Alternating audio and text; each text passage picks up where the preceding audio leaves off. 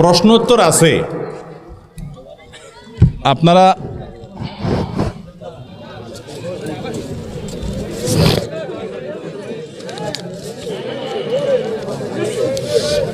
মিডিয়ার ভাইরা একটু দ্রুত বসলে বসে যান, মূল অডিয়েন্সে ডিস্টার্ব করেন না। জি ভাই, প্রশ্নোত্তর সেশন খুবই গুরুত্বপূর্ণ, কারণ বক্তায় ওয়াজ করে তার মন মতো। আপনারা তো আমার কাছ থেকে আজকে হিংসা আর গোসার ওয়াজ শুনতে চান নাই, আমি নিজে থেকে করছি, তাই না?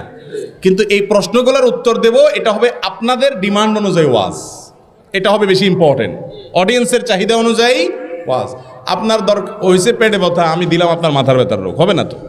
আপনার একটা জিনিস জানা দরকার, আমি আরেকটা বলছি, হবে না তো? এই জন্য প্রশ্নোত্তর অনেক বেশি গুরুত্বপূর্ণ। প্রশ্ন বেশি নাই, অল্প সময় আমরা উত্তর দেবো ইনশাআল্লাহ, কিন্তু এই প্রশ্নগুলোর মাধ্যমে আপনাদের অনেক কিছু জানা যাবে ইনশাআল্লাহ বিইذনিল্লাহ।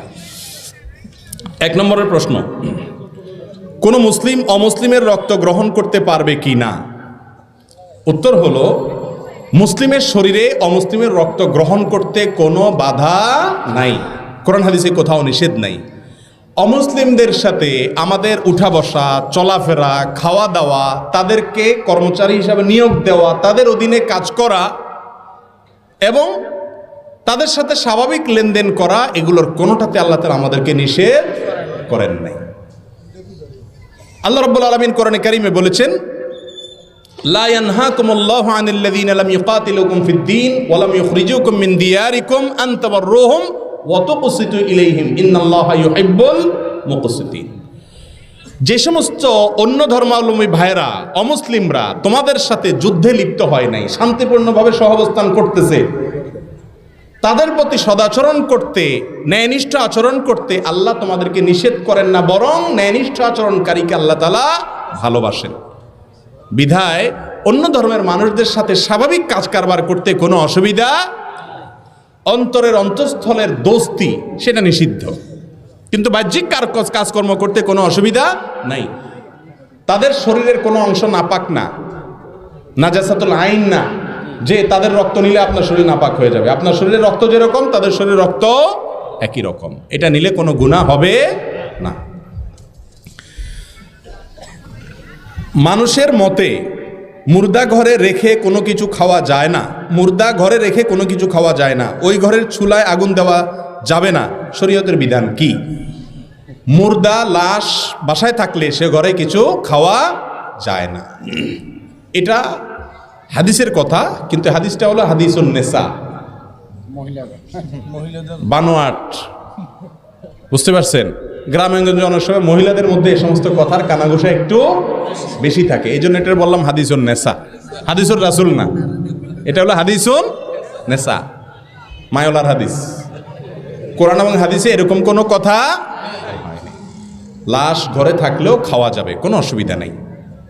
আর চুলোয় আগুন জ্বালানো যাবে কিনা লাশ রেখে, এর উত্তর হলো অবশ্যই জ্বালানো যাবে। তবে প্রতিবেশীদের দায়িত্ব হলো, কোনো ব্যক্তি মারা গেলে সে বাসার লোকরা যতদিন পর্যন্ত শোক সয়ে সামলে উঠতে না পারেন ততদিন পর্যন্ত তাদের জন্য যেন খাবারের ব্যবস্থা, খাবার দিলেন ঠিকই, আবার কয়দিন পরে 3 দিনে 10 দিনে 40 দিনের নামে গরু জবাই করে পুরো এলাকার মানুষ আবার খাইলেন, তাহলে শুধু আসলে উড়ে নিলেন।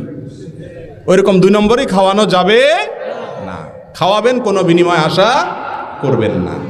তাদের বাড়িতে চুলা জ্বালালে কোনো গুনাহ হবে না, কিন্তু এলাকাবাসীর দায়িত্ব হলো তাদের যাতে চুলা জ্বালাতে না হয় সেজন্য খাবার তাদের জন্য পাঠানো। নবী করিম সাল্লাল্লাহু আলাইহি সাল্লাম বলেছেন, ইসনাউ লি আলি তালিব তুআমান, তোমরা আলে তালিবের জন্য খাবারের ব্যবস্থা করো, কারণ তারা তাদের প্রিয়জনকে হারিয়েছে, মন খারাপ, এই জন্য তাদেরকে খাবার দেওয়া কি সুন্নত। আমার দেশে উল্টা 40-এর নাম দিয়ে তাদের বাড়িতে যায় সবাই খায়, এলাকাবাসী, বেহায় আমি নির্লজ্জতা। হিংসা নাই, কিন্তু অন্যায়ভাবে মনে কষ্ট দিয়েছে, জুলুম করেছে, আর্থিক ক্ষতি করলে কি করব? কেউ যদি আপনার প্রতি অন্যায়ভাবে জুলুম করে, আর্থিক ক্ষতি করে, আপনাকে কষ্ট দেয়, অবশ্যই আপনার তার প্রতি কষ্ট থাকবে, থাকাটাই স্বাভাবিক, এটাতে কোনো অসুবিধা গুনাহ নাই, এটা মানুষের নিয়ন্ত্রণের বাইরে, এটা প্রাকৃতিক কোনো কিছুকে আল্লাহ তাআলা নিষেধ করেন না। এই জন্যই তো আল্লাহ তাআলা বলেছেন, রাসূল করিম সাল্লাল্লাহু আলাইহি ওয়াসাল্লাম বলেছেন, লা ইয়াহিল্লু লিমুসলিমিন আন ইয়াহজুরা আখাহু ফাওকা সালাসি আইয়াম ওয়া লায়াল, কোনো ব্যক্তি অন্য মুসলমানের প্রতি কোনো কারণে রাগ হয়েছে, তার রাগকে শ্রদ্ধা করে ইসলাম, রাগ হয়েছে, সে কথা বলবে না, এখন ভালো লাগে না, এটা স্বাভাবিক, তার এখন মুড নাই, কথা বলবে না, রাগের কারণে অধিকার আছে, আল্লাহ তাআলা সে সুযোগ দিয়েছেন। কিন্তু 3 দিনের বেশি করার সুযোগ নাই। তার মানে আপনার স্বকীয় যে কষ্ট সেটাকেও ইসলাম হজম করে, অ্যালাউ করে, যে ঠিক আছে আপনি রাগ করতে পারেন। তো কেউ যদি আপনার প্রতি জুলুম করে, আপনার রাগ হতে পারে, আপনার কষ্ট হতে পারে, এটাতে কোনো অসুবিধা নাই। কিন্তু তাই বলে তার ক্ষতির আশা আপনি করবেন। আপনি আল্লাহর কাছে বলবেন, আল্লাহ সম্ভব হলে তাকে মাফ করে দিবেন, সেটা হবে সবচেয়ে মহৎ গুণ। আল্লাহ তাআলা কোরআনে কারিমে বলেছেন যে যদি কেউ মাফ করে দেও আনতা আফু, আর যদি মাফ করে দাও তাহলে সেটা তোমাদের জন্য ভালো। আর যদি মাফ না করেন তাহলে আল্লাহর উপরে হাওলা করেন, আল্লাহ তুমি বিচার করিও। চান্স পাইলে আপনি যতটুকু অপরাধ করেছে সেই মাত্রায় তাকে শাস্তি দিতে পারেন, সেই মাত্রায়। অতিরিক্ত হয়ে গেলে আবার জুলুম হয়ে যাবে। কিন্তু তার কোনো ক্ষতিতে আপনার খুশি হওয়া জায়েজ নাই, ওইটা হিংসার মধ্যে পড়বে। যদি আল্লাহ মাফ করুক, তার কল্যাণ দেখলেই আপনার খারাপ লাগে। সেজদায় যাওয়ার সময় হাত আগে পড়বে নাকি হাঁটু আগে, দয়া করে একটু বলে দিন। এই সম্পর্কে 2 রকমের হাদিসই আছে। কোন হাদিসে আছে নবী করিম সাল্লাল্লাহু আলাইহি ওয়াসাল্লাম সেজদায় যাওয়ার সময় আগে হাত ধরে রাখছেন, এরপরে হাঁটু ফেলেছেন। আবার অনেক হাদিসে তার বিপরীতটাও আছে। ইমামে আজম আবু হানিফা রাহিমাহুল্লাহর মাযহাব হলো, তার দৃষ্টিভঙ্গি হলো দ্বিতীয়টা, অর্থাৎ আগে হাঁটু পড়বে তারপরে হাত পড়বে। এক্ষেত্রে যে হাদিসে আছে আগে হাত পড়ছে পরে হাঁটু পড়ছে, ওইটার জবাবে তিনি বলেন হয়তো নবী করিম সাল্লাল্লাহু আলাইহি ওয়াসাল্লাম তখন শারীরিক অসুস্থতা ছিল, সেজন্য এরকম করেছেন। বাকি দুইটার সপক্ষে কি আছে? হাদিস আছে। কামড়াকামড়ির পক্ষে কোনো হাদিস নাই। কথা বুঝতে পারছেন? হিন্দু সম্প্রদায়ের কেউ কোনো বিবাহ শাদীতে সাহায্য চাইতে আসলে দেওয়া যাবে কিনা? যে কোনো অমুসলিমকে আর্থিক সাহায্য করা, সহযোগিতা করা, এটা ইসলামী শরীয়তের দৃষ্টিকোণ থেকে কোনো নিষিদ্ধ কাজ না। আমাদের নবী করিম সাল্লাল্লাহু আলাইহি ওয়াসাল্লাম বহু অমুসলিমকে সাহায্য করেছেন, অনেক অমুসলিমের উপকার করেছেন। তাদেরকে হাওলাত দিতে পারবেন, টাকা পয়সা ধার দিতে পারবেন, কোনো অসুবিধা নেই। তবে আপনার থেকে টাকা নিয়ে এসে পুজো করবে, গুনাহের কাজ করবে, আল্লাহর অবাধ্যতার কাজ করবে, শিরকের কাজ করবে, সেখানে আপনি টাকা দিতে পারবেন না। অনেক ভাইরা আমাদের আজকাল উদারতা দেখাইতে গিয়া এমন উদার হয়, সব খুলে দিয়ে দেয়। এই জন্য আল্লাহর সঙ্গে শিরক করলে, এটা শুধু অমুসলিম ভাইদের জন্য না, মুসলমানদের কথা একই কথা। কনসার্ট হবে, গানের অনুষ্ঠান হবে, কিছু লোক আছে দেখবেন মাহফিলের সময় পয়সা দেয়, কনসার্টের সময় পয়সা দেয়। বা মুসলমান আল্লাহ আল্লাহ, বা হিন্দু রাম রাম। বুঝতে পারছেন? সব চরকায় তেল দেয়। এটার নাম গোলালু, মুনাফিক। এই খাঁটি মুসলমান হতে পারে না। আমার বাবা মারা গেছেন 12 বছর আগে। ওই সময় আমাদের তেমন বুঝজ্ঞান ছিল না, তবে আমার জানা মতে উনি কিছু দেনা ছিলেন, কিন্তু পাওনাদারের সম্পর্কে জানতাম না। এখন আমি কি করতে পারি? আপনার বাবা জীবদ্দশায় দেনা ছিলেন, উনি পরিশোধ করে যেতে পারেন নাই। এখন আপনার দায়িত্ব হলো বাবার রেখে যাওয়া সম্পদ থেকে দেনাদার পাওনাদারদেরকে খুঁজে বের করে তাদের পাওনা পরিশোধ করবেন। যদি খুঁজে পাওয়া না যায়, তাদের ওয়ারিসদেরকে যদি বেঁচে থাকে তাদেরকে দিবেন। তাদেরকেও যদি খুঁজে পাওয়া না যায় বা কোথায় আছে কোনো হদিস নেই, তাহলে কি পরিমাণ দেনা ছিল সে ফিগারটা বের করে সেই পরিমাণ টাকা আল্লাহর রাস্তায় খরচ করবেন, গরিব দুঃখীকে দিয়ে দিবেন। তাহলে ইনশাআল্লাহ সওয়াবের আশা করবেন না, সওয়াব হবে যে ব্যক্তির পাওনা ওই ব্যক্তির পক্ষ থেকে। তখন তার অ্যাকাউন্টে, তার ব্যাংকে সওয়াব জমা হয়ে যাবে, আপনার বাবা দায়মুক্ত হয়ে যাবেন ইনশাআল্লাহ। এরপরের প্রশ্ন, জামাত চলাকালীন সময়ে নামাজে ইমামের কোনো ভুল হলে মুসল্লিরা যদি তাকবীর না দেয়, জামাত শেষে ভুল হওয়ার কথা না বলে, তাহলে নামাজ হবে কিনা? প্রথম কথা হলো তাকবীর দিবেন না, এটা ভুল প্রচলন। এদেশের 99% মানুষ এই ভুলটা করে। সেটা হলো ইমামের কোনো ভুল হলে মুক্তাদিরা পিছন থেকে কি বলে তার ভুল ধরবে? লোকমা দিবে কি দিয়া? সুবহানাল্লাহ, মাশাআল্লাহ। আপনারা তো জানেন, দেখা যায় সব শিক্ষিত এবং দিনদার এবং আলেমুলামা মানুষ এখানে, মাশাআল্লাহ। কিন্তু এদেশে বেশিরভাগ মানুষ নামাজের পরে পিছন দিয়ে কি বলে? আল্লাহু আকবার বলে। নবী করিম সাল্লাল্লাহু আলাইহি সাল্লাম বলেছেন, আত-তাসবিহু লির-রিজাল ওয়াত-তাসফিকু লিন-নিসা। ইমামের ভুল হলে পেছনে মুক্তাদি যদি মহিলা থাকে তাহলে এভাবে হাতে বাড়ি দিবে, মানে ইমাম সাহেবরে বুঝাবে যে ইমাম সাহেব বেলাইনে চলে যাচ্ছেন। কথা বুঝতে পারছেন? আর পুরুষ যদি থাকে তাহলে বলবে কি? সুবহানাল্লাহ। আমরা বলি কি? আল্লাহু আকবার। আল্লাহু আকবার হাদিসে নেই, হাদিসে আসছে কি? সুবহানাল্লাহ। এর আমলও খুব একটা চালু নেই আমাদের সমাজে, জানেই না মানুষ। এটা হলো প্রথম কথা। দ্বিতীয় কথা হলো, ইমাম সাহেবের ভুল হয়েছে, মুক্তাদিরাও লোকমা দেয় নাই, নামাজ শেষ হয়ে গেছে, এখন কি করবে? উত্তর হলো দেখতে হবে ভুলটা কোন ধরনের। যদি ফরজ ভুল হয়ে থাকে, ফরজ তরক হয়, যেমন ইমাম 4 রাকাত 3 রাকাত পড়ে সালাম ফিরে ফেলেছে, তাহলে তো নামাজ আবার পড়তে হবে বা ওই রাকাত পড়তে হবে। আর যদি ওয়াজিবের ভুল হয় আর সবাই কেবলার দিকেই ফিরে থাকে, তখন স্মরণ হয়, তখনও যদি লোকমা দেয় ইমাম সাহেব, যদি কি করে সেজদা দেয়, তাইলেও নামাজ হয়ে যাবে। আর যদি হাঁটাচলা করে কথাবার্তা বলে তারপরে মনে হয়, তাহলে আবার নামাজ পড়তে হবে। আর যদি সুন্নাতের ভুল হয় তাহলে সেক্ষেত্রে কিছুই করা লাগবে না, নামাজ হয়ে গেছে ইনশাআল্লাহ। এরপরে প্রশ্ন হলো জুতা পরে জানাজা নামাজ পড়া যাবে কিনা। উত্তর হলো অবশ্যই যাবে। আমাদের দেশে জানাজা নামাজে দাঁড়াইলে সবাই গণহারে জুতা খুলে সামনে রাখে, ঠিক না? রাসূল করিম সাল্লাল্লাহু আলাইহি সাল্লাম বলেছেন, সল্লু ফি আলা সল্লু ফি নিআলিকুম, ও মুসলমানরা তোমরা জুতা পরে নামাজ পড়িও যদি প্রয়োজন হয়। কারণ ইহুদিরা জুতা পরে নামাজ পড়ে না, জুতা খুলে নামাজ পড়াটাকে জরুরি মনে করে। তোমাদের কখনো ঠেকায় পড়ে গেলে দরকার হলে জুতা পরে নামাজ পড়তে পারো। জানাজা নামাজ তো বাহিরে পড়া সুন্নত, মসজিদে না। তো বাহিরে নামাজ হলে জুতা পরেই নামাজ পড়ার কথা। তবে হ্যাঁ, জুতার নিচে যদি নাপাক থাকে, আপনি একটু তলা দেখলেন, নাপাক আছে দেখলেন, তাহলে জুতা খুলে রেখে আপনি নামাজ পড়েন বা খুলে তার উপরে নামাজ পড়েন, নামাজ হয়ে যাবে। কিন্তু যদি দেখেন যে না, নাপাকের কোনো আলামত নাই, মাটি কাদা তো থাকবে, এটা তো আর নাপাক না। মাটি কি নাপাক? অতএব মাটি ধুলাবালি থাকলে ওইটা নিয়ে নামাজ পড়া যাবে। নাপাক দেখলে সেটা শুধু খুলে রাখবেন। আর আজকাল নাপাক কোথায়? আগে তো যেখানে সেখানে পায়খানা করতো মানুষ, এখন তো আলহামদুলিল্লাহ সব পাকা পায়খানা, যার কারণে যেখানে সেখানে তো নাপাক থাকেও না। যদি থাকেও পরবর্তীতে জুতা কত জায়গা দিয়ে হাঁটতে হাঁটতে ওইটা মুছে আলামতও শেষ হয়ে যায়। বিয়ের অনুষ্ঠানে কি মেয়ের বাড়িতে নাকি ছেলের বাড়িতে হওয়া সুন্নাত? বিয়ের অনুষ্ঠান কি মেয়ের বাড়িতে হবে নাকি ছেলের বাড়িতে হবে? যে কোনো জায়গায় হতে পারে, এমনকি দোনোটা না হয়ে থার্ড কোনো জায়গাতেও হতে পারে। একটি জয়ীফ হাদিস আছে, আলিনু হাদান নিকাহ ওয়াজআলুহু ফিল মাসাজিদ, এই বিবাহের প্রচার করো, এটা গোপনে গোপনে করার জিনিস না, 2 নম্বর বিয়ে গোপনে হয়, আর এটাকে প্রচার করো আর মসজিদে করো। এই মসজিদে করার হাদিসটা দাইফ, এর সনদটা সম্পর্কে মুহাদ্দিসরা বলেছেন সহিহ নয়। এই জন্য বিবাহটা যে কোনো জায়গায় হতে পারে, মেয়ের পক্ষ বা ছেলের পক্ষে কারো একজনের বাড়িতে বিয়ে আগদ হইতে হবে এমন কোনো শর্ত। তবে বিয়ের খাওয়ার অনুষ্ঠান কোথায় হবে? ছেলের বাড়িতে। আমাদের দেশে বরযাত্রী আছে না? বরযাত্রী চিনেন? বরযাত্রী কোনটা? ছেলের গোষ্ঠী বেহায়ার মতো 200-300 মানুষ মেয়ের বাপের উপরে যায় চাঁদাবাজি করে খাইয়া আসে, এর নাম হইল বরযাত্রী। কি যাত্রী? আরে ভাই, বরযাত্রী না, ওটা ভুল নাম। ওটার আসল নাম হলো কি যাত্রী? বরযাত্রী। কেন বরযাত্রী বলছে জানেন? ইসলামে বিয়ে উপলক্ষে একটা খাবারের অনুষ্ঠানের অনুমোদন দিয়েছে, সেটা হলো অলিমা। আর এই অলিমা করবে কে? ছেলে। বিয়ে করছে ওই ছেলে। একটা আস্ত মেয়ে, মা বাপ জন্ম দিয়ে ছোটবেলা থেকে লক্ষ লক্ষ টাকা ইনভেস্ট করে পড়ালেখা করে বড় করাইছে, একটা আস্ত অ্যাডাল্ট মানুষ ধরে উঠে নিয়ে আসতেছে সারা জীবনের জন্য। এই বেটা খুশির ছোট সবাই খাওয়াবে, ঠিক না ঠিক? উল্টে আবার বেহার মতো আনে তো আনে, আবার যায় এদের বাড়িতে যায় খায়, আবার যৌতুকও চায়, ঠিক না ঠিক? এর চাইতে আসাধ্য দরজার নির্লজ্জ বেহায় আল্লাহর জমিনে আর হতে পারে না। শ্বশুর বাড়ি থেকে যৌতুক চান, কত বড় নির্লজ্জ কাজ জানেন? আজকাল তো চায়ও না, কয় এমনিই দেয়। বলে যে ফ্রিজটা তো আসলে আমার দরকার নাই, আপনার মেয়ের শান্তির জন্যই তো ফ্রিজে রাখবে।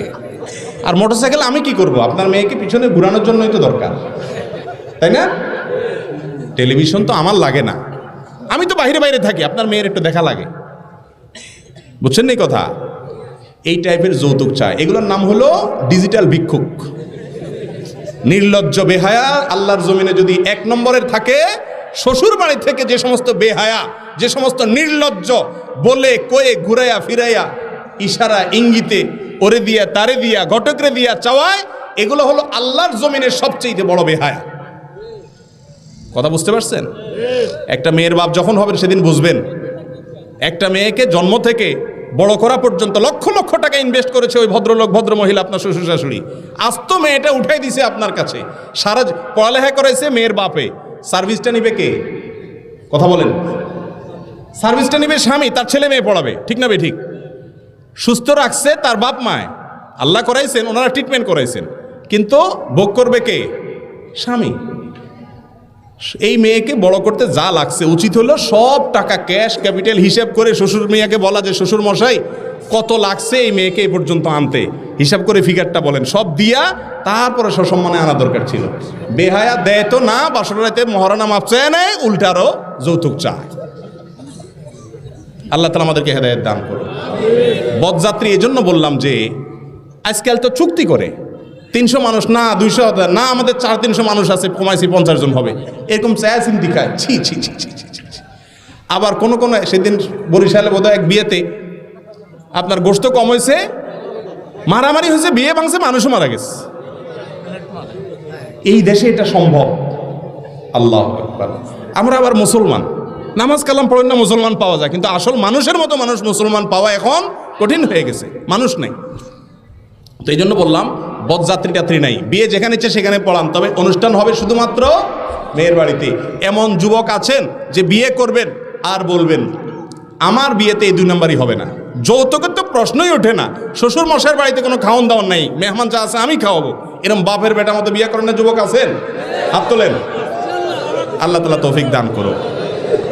মুশকিল হলো এখন হাত তুললে কি হবে? বিয়ের অনুষ্ঠানে তো আপনারা এরকম রুমাল মুড়ে দিয়া বলবে তোমার কোনো কথা নাই, চুপ। মুখে রুমাল দিয়ে দেয় না, এর মানে হলো তোর কোনো কথা নেই। আরে বাবা বিয়ে করব আমি, আমার কথা নাই মানে? আল্লাহ তাআলা আমাদেরকে কুসংস্কারের বিরুদ্ধে সংগ্রাম করার তৌফিক দান করুন।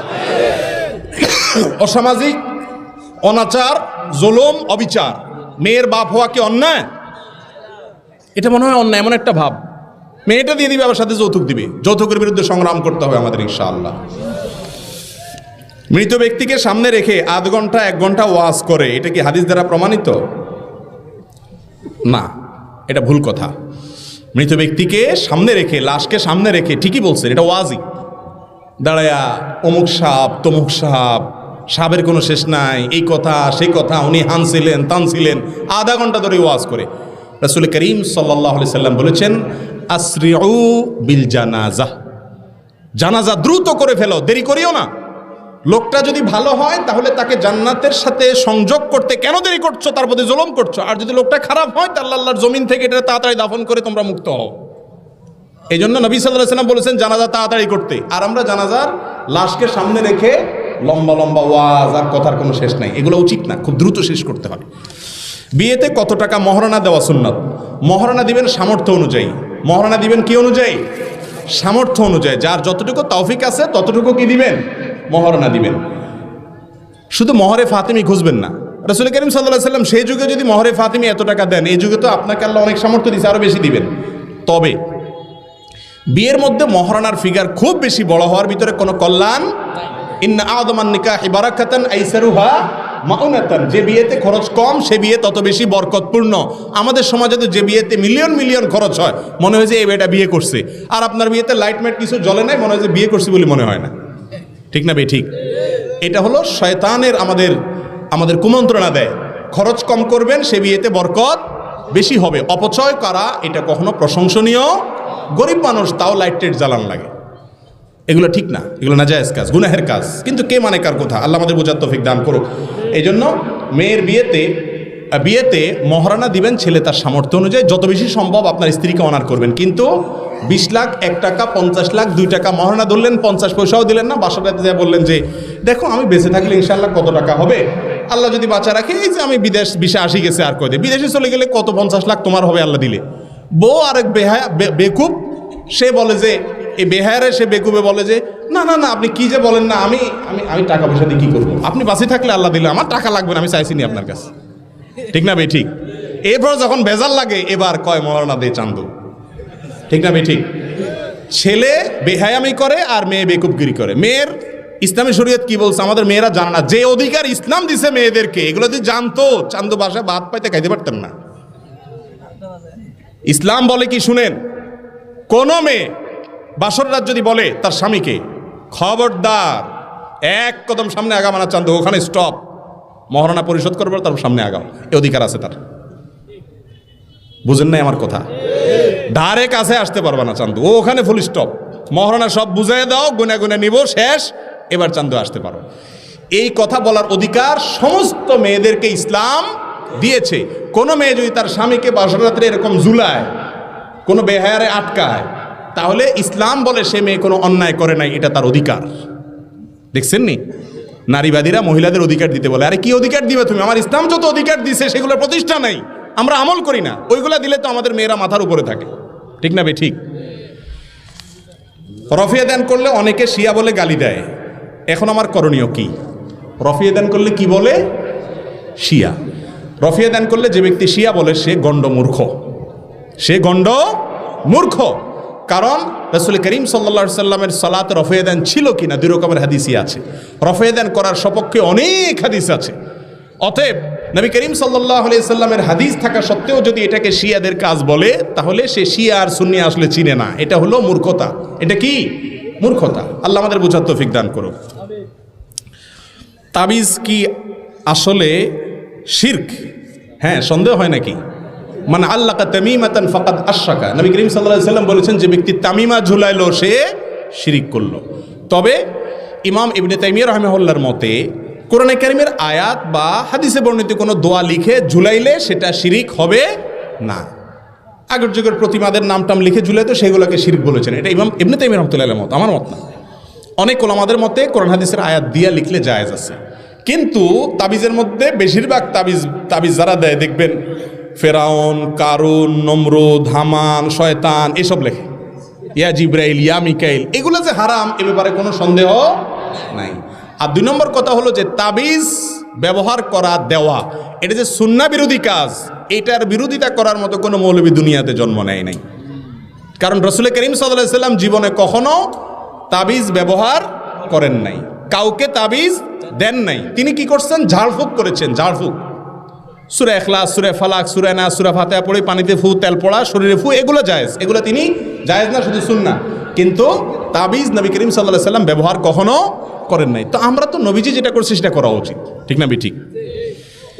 এরপরের আমল হলো, প্রশ্ন হলো আল্লাহকে খোদা বলে ডাকা যাবে কিনা? আল্লাহকে খোদা বলবেন কেন? আল্লাহর নামের তল পড়ছে নাকি? আল্লাহ তাআলার কতগুলো নাম আছে? 99টা নাম আছে এরকম, যেগুলো মুখস্থ করলে জান্নাতে যাবে। হাদিসে আসছে ইন্না লিল্লাহি 99 ইসমা, আল্লাহ তাআলার 99টি নাম আছে যেগুলো ডাকলে, যেগুলা মুখস্থ করলে আল্লাহ তাআলা তাকে জান্নাত দেন, এবং সেগুলোর অর্থ বুঝলে, তার প্রতি ঈমান আনলে ঈমান পরিপূর্ণ হয়। আল্লাহর অনেক নাম আছে, আল্লাহ, রহমান, রহিম, ওয়াদুদ, সত্তার, গফফার, অনেক নাম আছে, সেগুলো দিয়ে ডাকেন। সেগুলো না ডেকে খোদা কেন ডাকবেন? ভাইরা আমার, খোদা নামটা আমাদের দেশে প্রচলিত বহুদিন থেকে। যারা গুগল বুঝেন, গুগল ইন্টারনেটে সার্চ যারা বুঝেন, বিশেষ করে তরুণ আলেম যারা আছেন, খোদা, খা দালালিফ, খোদা লিখে গুগলে সার্চ দিবেন। দেওয়ার পরে দেখবেন উইকিপিডিয়া আপনাকে কি তথ্য দেয়। দেখবেন যে বিভিন্ন প্রতিমা পূজারীদের কোনো মুশরিকদের থেকে তাদের দেবতাকে তারা এই নামে, প্রায় এই নামেই ডাকতো, কাছাকাছি নামে। যদিও খোদা শব্দের অর্থ খারাপ না। খোদা মানে হলো যিনি নিজে নিজে এসেছেন বলতে হঠাৎ তিনি তো কোথাও ছিলেন, আসছেন এমন না। মানে যিনি কোনো বাপ মা, কোনো সৃষ্টিকর্তা ছাড়াই যার অস্তিত্ব, তার অস্তিত্বের জন্য কারো মুখাপেক্ষী নন। খোদা বলতে এ কথা যদি বোঝানো হয় তাহলে অর্থের দিক থেকে এটা খারাপ কিছু না। কিন্তু আল্লাহ তাআলা কোরআনে বলেছেন ওয়ালিল্লাহিল আসমাউল হুসনা ফাদউহু বিহা, আল্লাহর অনেক সুন্দর নাম আছে, সেগুলো দিয়ে ডাকো। আপনার আল্লাহর সুন্দর নাম দিয়ে ডাকতে নিষেধ করছে কি? আপনি কেন আরেকটা দিয়ে ডাকবেন? তবে হ্যাঁ, আল্লাহর সুন্দর নামের অর্থ বাংলায়ও ডাকতে পারেন। হে সৃষ্টিকর্তা, হে পালনকর্তা, হে রিজিকদাতা, এগুলো দিয়েও ডাকা যায় আল্লাহকে। কিন্তু খোদা এই নামটা আল্লাহর কোনো গুণবাচক 99 নামের অর্থ সরাসরি না। এই জন্য এটা অ্যাভয়েড করে আল্লাহ বলা উত্তম। কিন্তু খোদা বললে আবার সে মুশরিক হয়ে গেছে, কাফের হয়ে গেছে, উল্টা পাল্টা ফতোয়া আবার দিবেন না। খোদা না বলে কি বলা উত্তম? আল্লাহ বলা উত্তম। সর্বশেষ প্রশ্নের বিশাল বড় বহর। বিড়ি, সিগারেট, জর্দা, সাদা বিক্রি করা এবং খাওয়া জায়েজ আছে কিনা? এগুলো খাওয়া জায়েজ নাই। বিড়ি, সিগারেট খাওয়া জায়েজ নাই। আর যেটা খাওয়া জায়েজ নাই সেটা বিক্রি করাও, আল্লাহ বলেছেন ওয়ালা তাআওয়ানু আলাল ইসমি ওয়াল উদওয়ান, গুনাহের কাজে তোমরা একে অন্যের সাহায্য করো না। বিড়ি বিক্রি করা মানে হলো বিড়িখোরের সাহায্য করা, ঠিক না? ঠিক, ওর হেল্প করা। এই জন্য এটা বিক্রি করা যায় না। এখন মুশকিল হলো মুদি দোকানদাররা বলবেন এটা না বেচতে তো দোকান চলবে না। কে বলছে দোকান চলবে না? সাইনবোর্ড লিখে দিবেন এই দোকানে ধূমপান বিক্রি করা হয় না, হারাম জিনিস বিক্রি করা হয় না। কিছু কাস্টমার কমবে, ওই বিড়িখোর কাস্টমার কমে গেলে ইনশাল্লাহ বরকত আরও বাড়বে। কথা বুঝেন নাই? আর যদি না পারেন তাহলে সেক্ষেত্রে এটার উপার্জনটা আলাদা একটা কোটা মোটা বাক্স টাক্সতে রাখবেন, ওটা খাবেন না, দান করে দিবেন। জন্মদিন পালন করা, জন্মদিনের কেক, বেলুন, এগুলো মোমবাতি বিক্রি করা জায়েজ কিনা? জন্মদিন পালন করা খ্রিস্টানদের কালচার, এবং নির্বোধদের কালচার। একটা বছর শেষ হয়ে আপনার নতুন একটা দিন আসছে জীবনের, জন্মদিন যেটাকে বলি আমরা। এটা তো একটা বছর চলে যাওয়ার পরে নাকি? একটা বছর চলে গেলে নতুন বছর আসলে ফুর্তি করা কোনো বুদ্ধিমান মানুষের কাজ। একটা বছর আমার জীবন থেকে খসে পড়ে গেল, তার মানে কবরের দিকে আমার এক ধাপ সামনে অগ্রসর হয়ে গেলাম, এখানে ফুর্তির কি আছে? এখন আপনার নির্বোধ হলে যেখানে সেখানে যখন তখন ফুর্তি শুরু করে দেয়। আরে ভাই, সব নতুনে আনন্দ করতে হয় না। একজন ফাঁসির আসামি, তাকে বলা হয়েছে অমুক দিন তোমার ফাঁসি দেওয়া হবে, নতুন দিন আসলে সবাই খুশি হয়, তার কি খুশি হওয়ার কথা? তার তো আরেকটা কদম আগে গেল ফাঁসির কাষ্টের দিকে। আমাদের ফাঁসির কাষ্টের আসামি না হই, কিন্তু আমাদের মৃত্যুর পরোয়ানা মাথায় নিয়েই তো আমরা জন্মগ্রহণ করেছি। কুল্লু নাফসিং যায়কাতুল মউত, সবাই মৃত্যুর স্বাদ আস্বাদন করব। একটা জন্মদিবস আসা মানে হলো জীবন থেকে একটা বছর চলে যাওয়া। এখানে ফুর্তি হওয়ার কিছু নাই, বরং চিন্তা করার বিষয়। ঠিক না বে ঠিক? এই জন্য জন্মদিবস আসলে কেক কাটা, ফুল দেওয়া, এ সমস্ত ফুর্তি ফার্তা করা, এগুলো খ্রিস্টানদের কালচার, এটা মুসলমানদের কালচার না। মুরব্বীদেরকে জিজ্ঞাসা করেন তো জন্মদিবস কি জানতো নাকি? ভাতই খাইতে পাইতো না, কিসের কেক কাটবো আবার? আর এখন তো মাশাল্লাহ ভাত তরকারি খাইয়া উৎমা থাকে, আরো সুখের ছোটে এখন কেকও কাটে, মোমবাতিও জ্বালা, পারলে আরো অনেক কিছু করে। ঠিক না বে ঠিক? এগুলো ভুল কাজ, জায়েজ নাই। ইসলামী ব্যাংকগুলো কি কি? সর্বনাশ! ইসলামী ব্যাংকের নামে মুখস্থ রাখছেনি কি কি ইসলামী ব্যাংক আছে। আমি সোশ্যাল ইসলামী ব্যাংকে সরিয়া বোর্ডে ছিলাম, এখন নাই। তো ইসলামী ব্যাংকের সিরিয়াল কোনটা কোনটা আছে ইসলামী ব্যাংক আমি জানি না। বাংলাদেশে যে সমস্ত ব্যাংকগুলো নামের সাথে ইসলামী ব্যাংক লেখা আছে, এই ব্যাংকগুলো কেন্দ্রীয় শরিয়া বোর্ডের অধীনে। এগুলোতে শরিয়া বোর্ড আছে, ওলামাদের তত্ত্বাবধান আছে। চেষ্টা করে ইসলামী ব্যাংকিং পরিচালনা করার, অন্তত সুদের বিরুদ্ধে একটা চেষ্টা তারা করে। এই জায়গা থেকে তারা অবশ্যই অ্যাপ্রিসিয়েট পেতে পারে। এবং গত কয়েক বছর আলহামদুলিল্লাহ অনেকগুলো ইসলামী ব্যাংক হয়েছে দেশে আলহামদুলিল্লাহ। শরীয়ত মোতাবেক ব্যাংকগুলোকে ভাড়া দেওয়া জায়েজ, কারবার করা জায়েজ কিনা? জি, যেগুলো ইসলামী ব্যাংক সেগুলোতে লেনদেন, টাকা তো অবশ্যই সেগুলোতে জমা দিবেন, কারণ সুদী ব্যাংকে দিলে ওরা ওটা দিয়ে সুদের কারবার করবে। সেই তুলনায় ইসলামী ব্যাংকগুলো আর কোনো কাজ না করুক, অন্তত সুদ হারাম এই কনসেপ্টটাকে এদেশে প্রতিষ্ঠিত করেছে, এই জন্য তারা স্যালুট পেতেই পারে। এই জন্য লেনদেন বলতে টাকা পয়সা জমা করার ক্ষেত্রে অবশ্যই ইসলামী ব্যাংকগুলোকে, যে কোনো ইসলামী ব্যাংকে আপনি বেছাই নেবেন। আর স্কিমে বিভিন্ন পলিসিতে রেখে টাকা ভোগ করা, লভ্যাংশ নেওয়া, এটা নিরুপায় না হলে, রিটায়ারমেন্টে চলে গেছেন, কোনো হালাল ব্যবসা করার জায়গা নেই, এরকম ব্যক্তি হলে তার জন্য জায়েজ। আর বাকিদের জন্য না জায়েজ না, সন্দেহপূর্ণ। তরক করতে পারলে তাকওয়া, আর না তরক করতে পারলে খেলে হারাম হবে, এটা বলার কোনো সুযোগ নাই। নিজের মার্কেটের দোকান বরাদ্দের ক্ষেত্রে অগ্রিম টাকা নেওয়া জায়েজ আছে কিনা বিস্তারিত বলবেন। এটা জটিল মাসআলা। মার্কেট অথবা বাসা বানার ক্ষেত্রে অগ্রিম নেওয়ার কালচার আছে আমাদের দেশে। এই অগ্রিম নেওয়া জায়েজ আছে, মুশকিল হলো এটাকে অগ্রিম বলে না, বলে জামানত। জামানত নিলে ওই টাকা আপনি ব্যবহার করতে পারবেন না বাড়িওয়ালা হিসাবে। এই জন্য ভাষা আপনি প্রশ্নে যেটা ব্যবহার করেছেন ওইটাই আপনাকে করতে হবে, অগ্রিম। ফর এক্সাম্পল, ওনার দোকান আমি ভাড়া নিছি, 10 লাখ টাকা ওনাকে জমা দিয়া দোকানটা নিছি আমি, এই টাকাটা হবে অগ্রিম। কিসের অগ্রিম? ভাড়ার অগ্রিম। মাসে 10,000 টাকা ভাড়া চুক্তি হলো, ওই 10 লাখ টাকা থেকে 1%, 2% বা 5% ভাড়া থেকে কাটবে মাসে মাসে। কথার কথা, মাসে মাসে 100 টাকা করে কাটলো, 1000 টাকা করে, নামমাত্র একটা ফিগার।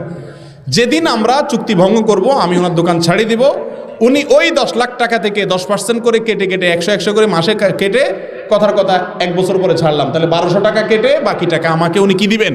ফেরত দিবেন। এটা জায়েজ। কথা কি বুঝাতে পারছি?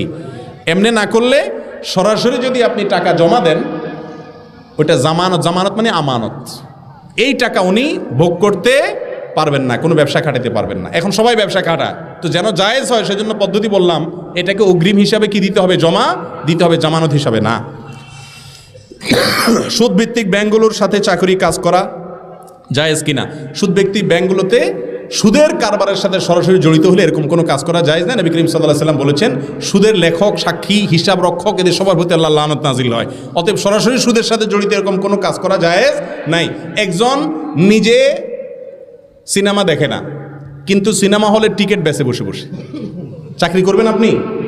কেন করবেন না? কারণ আপনি তো সাহায্য করতেছেন, এই জন্য এটা করা কি নাই? জায়েজ নাই। ব্যবসায়ীদের উদ্দেশ্যে কিছু বলেন। ব্যবসায়ীদের উদ্দেশ্যে মাহফিল হচ্ছে, ব্যবসায়ীদেরকে বলবো, নবীদের সঙ্গে হাসর পেতে চাইলে সত্যবাদিতার সাথে ব্যবসা করবেন, চিটারি করবেন না, প্রতারণা করবেন না, লাভ কম করবেন, আল্লাহকে ভয় করবেন ইনশাআল্লাহ। মহিলাদের চাকরির বিধান কি? মহিলারা পর্দার বিধানকে মেনে রেখে কি করতে পারবে? চাকরি করতে পারবে। মসজিদে জমি দানের ক্ষেত্রে রেজিস্ট্রি করা বাধ্যতামূলক কিনা? রেজিস্ট্রি করেন আর না করেন, মসজিদ দান করতে হবে। খাস জমি, সরকারি জমি, মানুষের জমি দখল করে মসজিদ করা যাবে?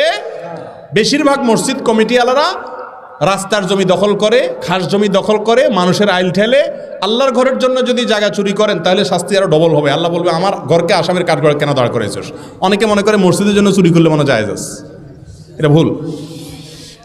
মসজিদের আচ্ছা, আয়োজক কমিটির সবাইকে নামাজের দাওয়াত। জি অবশ্যই সবাইকে আমরা নামাজের দাওয়াত দিতে হবে। নামাজ পড়া তো মুসলমানের জন্য ফরজ। নামাজ না পড়লে অনেক ইমামের মতো ইমানই থাকে না, কাফের হয়ে যায় অনেক ইমামের মতো। ইমাম অবনতর মতে না অবশ্য, এই জন্য নামাজ তো অবশ্যই পড়তে হবে। চেয়ারে বসে নামাজ পড়া জায়েজ আছে কিনা? যে ব্যক্তি দাঁড়ায় পড়তে পারে না সে ব্যক্তি চেয়ারে বসে রুকু করতে পারে না, সেজদা করতে পারে না, কোমর ভাঙতে পারে না, অসুবিধা হয়, তার জন্য বসে চেয়ারে নামাজ পড়া জায়েজ আছে। কিন্তু সারা দুনিয়া দা বাড়ায় বেড়াইতেছেন, আয়সা মসজিদে ধবাস করে বসে চেয়ারে নামাজ পড়া শুরু করলেন, এটা জায়েজ নাই। কার সামনে বসে বাকাওতি করে নামাজ পড়তে আসছেন? এটা তো বিনয় দেখানোর জায়গা। আজকাল মসজিদগুলোতে এত চেয়ার, এটা কি মসজিদ না আরএফএলের শোরুম সন্দেহ হয়। এত প্লাস্টিকের চেয়ার, এগুলো ঠিক না। তবে হ্যাঁ, কেউ যদি নিরুপায় হয়, উনি রুকু সেজদা করতে পারেন না, তাহলে উনি অবশ্যই চেয়ারে বসে ইশারা রুকু সেজদা করতে পারবেন। দাঁড়ানোর ক্ষমতা থাকলে দাঁড়াবেন, রুকু সেজদার সময় বসে ইশারা করবেন, এটা জায়েজ আছে। জাযাকুমুল্লাহু খায়রা ওয়া আখিরু দাওয়ানা আলহামদুলিল্লাহি রাব্বিল আলামিন। দোয়াটা আপনি করেন না, আপনি করেন। আমি আপনাকে সম্মান করি। প্লিজ আমি আসি পাশে, আসেন না, আপনি করেন। আসেন না, আসেন আর আপনি করেন। দোয়া